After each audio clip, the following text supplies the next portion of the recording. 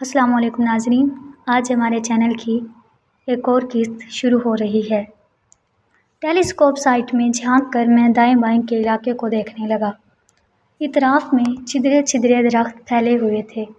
मेरे हदफ ने दाएं जानिब से नमूदार होना था, मगर मैं इस सिमत की दूर तक निगरानी नहीं कर सकता था कि मैंने अपनी मचान बनाने के लिए मोड़ के करीब जगह को पसंद किया था।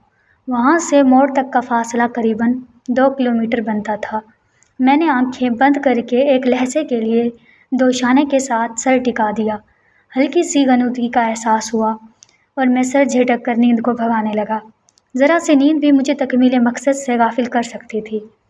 ट्रेनिंग की इब्तिदा ही में हमें जोड़ियों की सूरत में हर काम करना सिखाया गया था, क्योंकि स्नाइपर का जोड़ियों की सूरत काम करना निहायत ही मुफीद होता है। इस मिशन में मेरा साथी हवलदार सादिक था, मगर बदकिस्मती से सरहद पार करते हुए इसके पाँव में मौज आ गई थी और मुझे मजबूरन उसे यहाँ से चंद मील पीछे सरहद की जानिब से एक महफूज मकाम पर छोड़ना पड़ गया था। वो मुझसे सीनियर था, बल्कि मेरा उस्ताद भी था, और इस मिशन की तकमील की असल जिम्मेदारी उसी की कंधों पर थी। पाँव में मौज आने के बाद वो वापसी के हक़ में था, मगर मैं अकेला जाने पर बाजिद हुआ, क्योंकि मेरा पहला मिशन था और पहली बार ही मुँह उठा के बगैर मिशन मुकम्मल किए वापस जाने पर मुझे सबकी महसूस हो रही थी।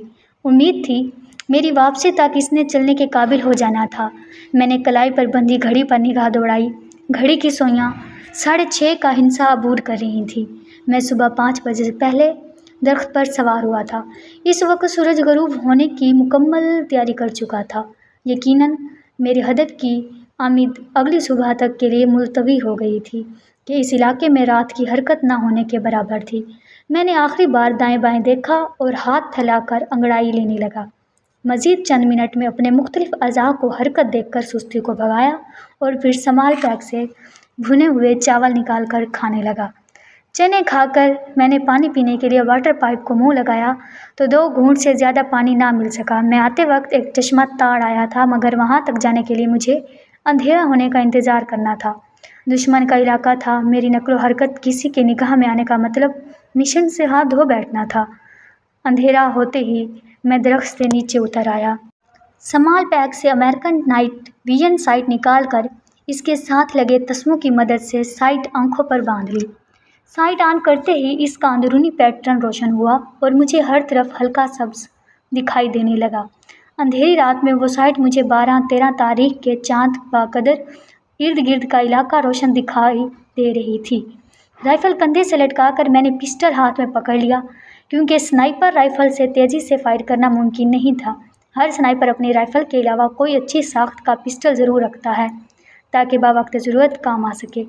पिस्टल की नाल पर साइलेंसर फिट था। मैं रावण की लंबी मैगज़ीन लगाकर ग्लोक 19 किसी भी तरह का क्लाशनकोफ से कम ना था। एक स्नाइपर को स्नाइपर राइफ़ल के साथ पिस्तौल के इस्तेमाल में भी महारत हासिल करना ज़रूरी होता है, और बिलाशुबा मैं पिस्तौल के इस्तेमाल में ख़ुसूसी महारत रखता था। चश्मे की तरफ कदम बढ़ाने से पहले मैंने फितरी तकाजा पूरा किया और फिर चश्मे की तरफ बढ़ गया। पहाड़ी इलाका था। जुलाई के महीने भी मौसम अच्छा खासा सर्द था। दिन की रोशनी में दूर नज़र आने वाली ऊंटी चोटियों पर बर्फ़ की सफ़ेदी देखी जा सकती थी। वो दिन की सूरज की तमाज़त माहौल को काफ़ी हद तक गर्मा देती थी, मगर ये हिद्दत भी खुशगवार असर लिए हुए थी।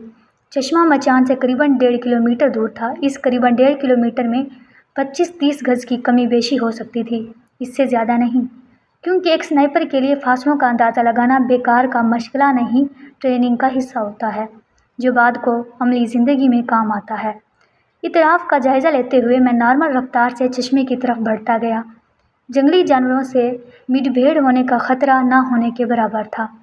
गो इस इलाके में भी कभी कभार रीछ और शेर नज़र आ जाते हैं, मगर ऐसा इलाका खाल ही पेश आता है। अलबत्ता वहाँ लोमड़ कसीर तादाद में मौजूद हैं। दुश्मन के गश्ती और सस्ते भी चौंका पहले से मौजूद रस्तों पर गश्त करते रहते हैं, इसलिए इनकी तरफ से भी मैं बेफिक्र था।